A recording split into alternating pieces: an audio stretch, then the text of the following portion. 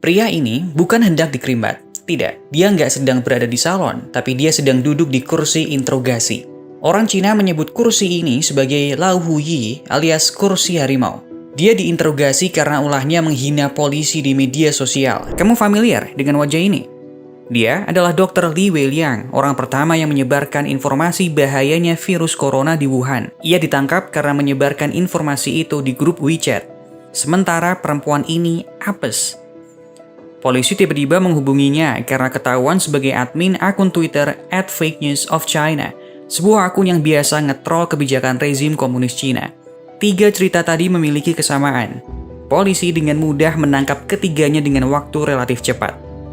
3 cerita itu juga jadi gambaran sederhana saat negara mengontrol penuh ruang digital para warganya.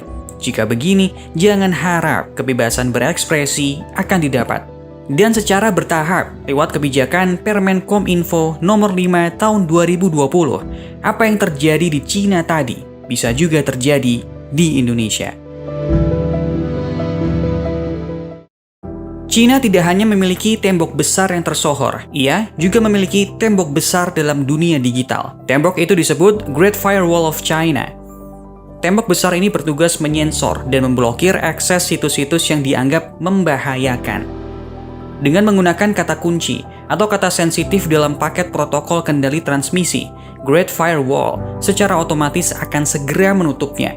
Di Cina, beberapa platform yang dianggap tak bisa kerjasama akan ditutup aksesnya alias diblokir.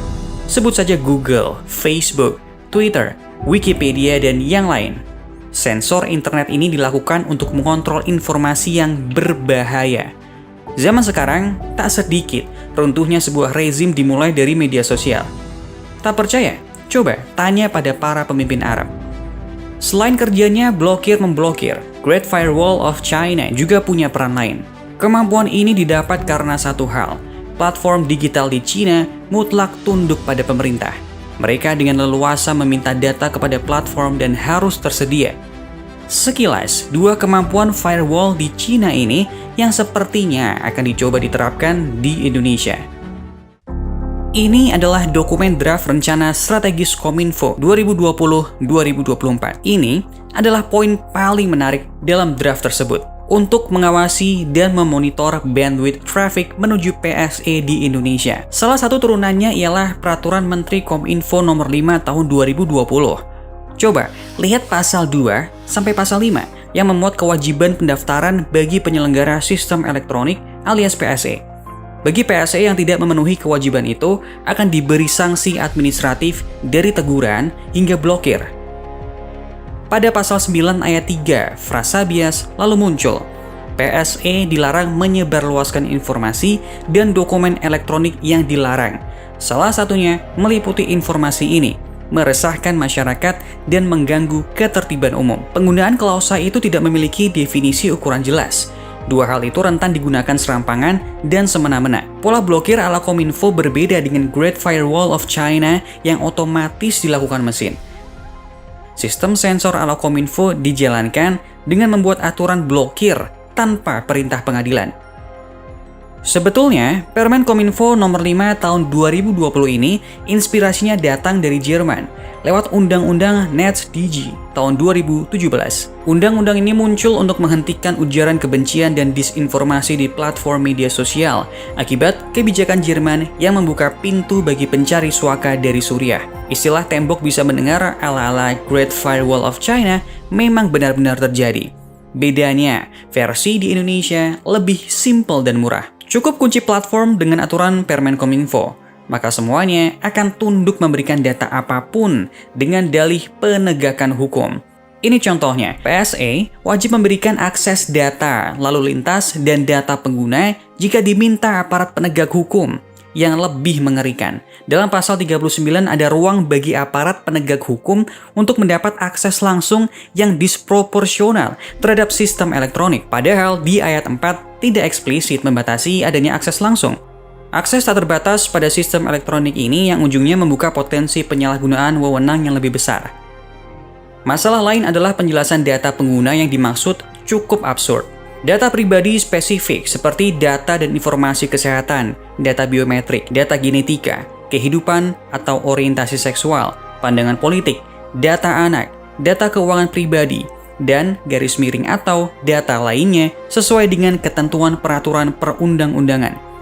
Cakupan data pribadi ini terlalu berlebihan, khususnya bagian orientasi seksual dan pandangan politik yang terkesan tendensius dan patut dipertanyakan. Terkait konten merusak ketertiban umum tidak bisa berada di hanya satu lembaga, ya, lembaga yang dia sifatnya eksekutif dan di level menteri gitu. Dia bukan bagian dari proses penegakan hukum atau proses peradilan gitu. Sementara dalam konteks menentukan apakah suatu informasi elektronik atau suatu konten di internet itu ada, dia seharusnya dalam kerangka lembaga peradilan supaya ada akuntabilitasnya. Ada musabab aturan PSCI ini diberlakukan. Sistem blokir yang selama ini dilakukan Kominfo hanya membuat blacklist dengan menyortir situs atau platform yang dinilai berbahaya. Sistem ini tidak berjalan efektif. Sebab domain atau platform acap kali berganti-ganti nama atau alamat untuk mengakali blacklist ini. Orientasi blacklist ini berubah menjadi whitelist lewat registrasi PSE. Proses whitelist ini jelas memudahkan kerja para PNS di Kominfo. Mereka tak perlu lagi kerja ekstra membuat daftar blacklist yang pastinya bertambah setiap hari. Sistem blokir kita masih melibatkan Internet Service Provider alias ISP seperti IndiHome, BizNet, Telkomsel, XL, dan lain-lain. Proses blokir di Indonesia simpelnya begini. Data blacklist disetor Kominfo pada ISP. Masalahnya terkadang antara ISP tidak kompak. Diblokir di provider satu, tapi dibuka di provider lain. Akibatnya proses filter jadi tak efektif. Lalu kemudian ide cemerlang itu datang dari pihak swasta yang sepertinya akan dieksekusi oleh Kominfo. Dalam konferensi Indonesian Network Operators Group yang ke-7 pada 28 Juli 2022, perwakilan pengelola nama domain Internet Indonesia atau PANDI menjelaskan rencana pembangunan proyek DNS nasional. Secara garis besar, proyek ini akan membuat sistem blokir Permen Kominfo akan jadi efektif. Ibaratnya DNS itu seperti buku telepon. Kita memerlukannya untuk mengetahui nomor seseorang yang ingin kita hubungi. Komputer dan handphone kita tidak cukup pintar untuk mengenali deretan angka dan huruf alamat tujuan. Contohnya ketika kita mengetik google.com. Agar dapat tersambung, dibutuhkan alamat IP yang berwujud angka. Proses ini dilakukan di dalam DNS server, seperti kita mencari nomor dari kontak seseorang dalam buku telepon. Selama ini kita memang menggunakan DNS berbasis di luar negeri. Nah, jadi ketika kita mengakses situs luar, buku telepon itulah yang akan memfilter. Jika situs itu tidak masuk dalam whitelist, maka buku telepon akan mengarahkan kita kepada nomor telepon yang salah. Dan dalam konteks ini, alamat yang dituju adalah Internet Trust milik Kominfo alias diblokir. DNS nasionalnya akan memungkinkan kita udah nggak bisa lagi pakai VPN kayak Great Firewall China. Otomatis internet kita akan seperti ditutup, diisolasi. Setiap koneksi yang nggak comply itu otomatis akan diputus.